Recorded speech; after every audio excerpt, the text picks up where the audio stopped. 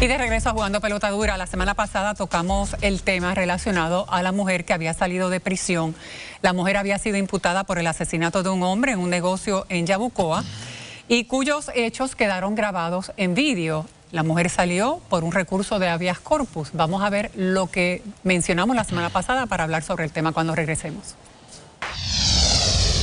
Se supone que empezara las vistas de juicio en marzo. Llevamos marzo, abril, mayo. ¿Qué justificaciones da? ¿Por qué se cancelaron? Bueno, los calendarios tenían que estar, los tres calendarios coincidir, el del juez, el del fiscal y el del abogado. ¿Y el fiscal y el abogado estaban listos? Era el tribunal el que no... Bueno, no, a veces el del abogado y el del juez no estaban listos. ¿Por qué el abogado de un día para otro sí consigue esa vista para que se lleve a cabo y ella salga? O sea, y se cumplió y lo respetamos. Sin embargo, nosotros llevamos 4 meses, se sigue posponiendo y no se lleva a cabo el juicio. Bueno, precisamente tenemos en nuestros estudios al licenciado Carlos Aponte, quien es el representante legal de Carmentita Flores, quien es la sospechosa de asesinato de Francisco Frankie Amaro.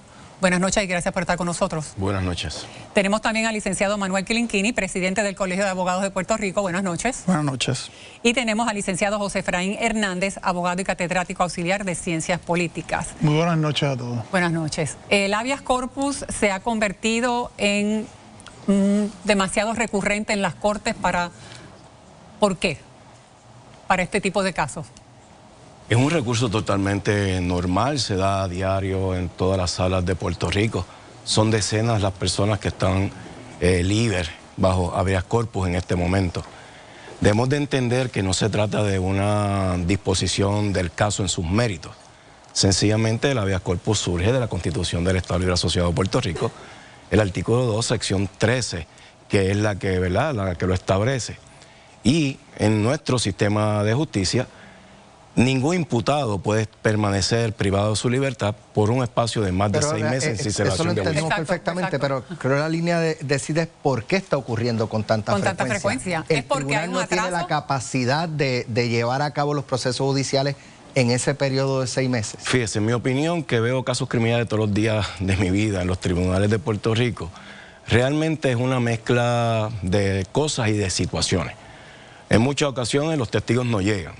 En otras ocasiones, el Instituto de Ciencia Forense, en los casos de asesinato, por lo menos donde haya envuelto armas, algún tipo de prueba pericial, no ha concluido la investigación. Así que imputarle al Ministerio Público o a la defensa que la dilación se debe a una de esas partes es erróneo.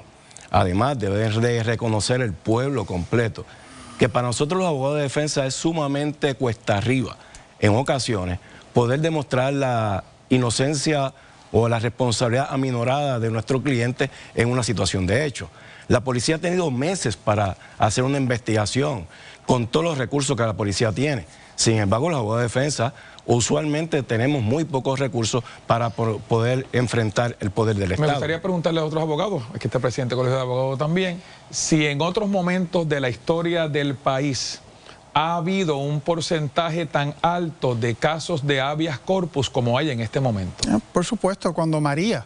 De hecho, esa fue la primera gran prueba, la habeas corpus, porque se decía, mira, tuvimos una situación donde los tribunales estaban cerrados, la gente no podía llegar físicamente y se pensó en un momento dado que el derecho al habeas corpus quedaría suspendido, pero no fue así. De hecho, el Tribunal Supremo se manifestó que no importa las situaciones, el derecho a salir después de 6 meses de estar en prisión es absoluto y ni siquiera dejó una rendija, así que sí lo tuvimos.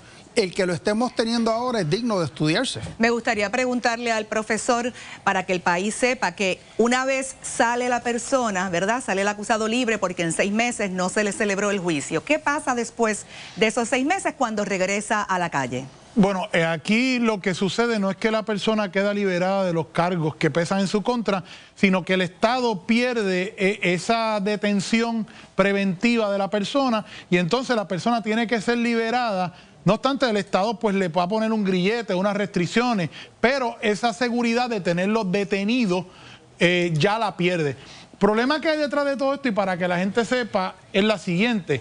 El habeas corpus es un recurso extraordinario que se radica para sacar de la cárcel a alguien que está encarcelado ilegalmente.